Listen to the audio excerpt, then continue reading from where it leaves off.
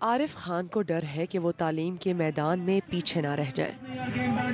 انہیں والد کا شناختی کارڈ بلاک ہونے کے بعد کسی یونیورسٹی میں داخلہ لینے میں دقت ہے۔ کھیل کود میں وقت تو گزر رہا ہے مگر مستقبل کی فکر ہے۔ میرا فیوچر آپ کے سامنے ہی ہے، میں تو یہی کرکٹ کھیلتا رہوں گا، یہی لوفری، کیونکہ آئی ڈی کارڈ نہیں جس کا میں کوئی کام ہی نہیں کر سکتا۔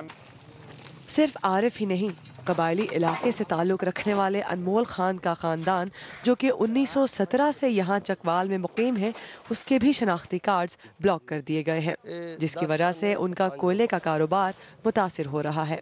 مالی لین دین مشکل بنتا جا رہا ہے۔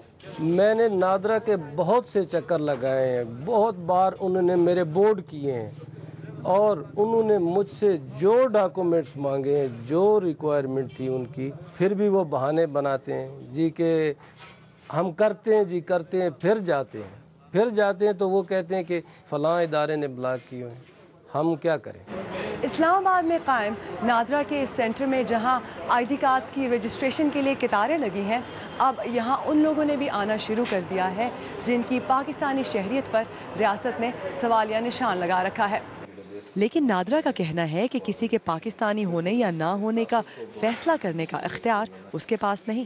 یہ joint verification cell is authorised to declare somebody alien or not. اس جوائنٹ ویریفیکیشن سیل میں I S I, I B اور اسپیشل برانچ کا نمائندہ ہوتا ہے اور ان کی جو رپورٹ ہوتی ہے that is considered as a final decision. اگر وہ کسی کا نیشنل اسٹیٹس پاکستانی ڈکلیئر کر دیتے ہیں تو وہ ہمارے لیے بالکل اتنا ہی محترم پاکستانی جیسے کوئی اور ہے، لیکن اگر یہ ایجنسی ناٹ نیشنل ڈکلیئر کر دیتی ہے تو پھر اس کے بعد اس کی جو اپلیکیشن ہے دیٹ گیٹس پرمنٹلی ریجیکٹڈ۔ یہ ہمارے باپ کا ڈومیسائل ہے، ہندوستان پاکستان نہیں بنیا، اس وقت ہمارے باپ نے بنوایا، یہ پاکستان کا پہلا ثبوت یہ ہے۔ سیکیورٹی اداروں کی جانب سے مشکوک قرار دینے والے بیشتر افراد نے اپنے پاکستانی نہ ہونے کے درجے کو عدالت میں چیلنج کر دیا ہے۔ بعض ماہرین کے بقول اگر اس مرحلے میں شفافیت نہ برتی گئی تو یہ متنازع بنتا جائے گا۔ ارم عباسی، BBC نیوز، اسلام آباد۔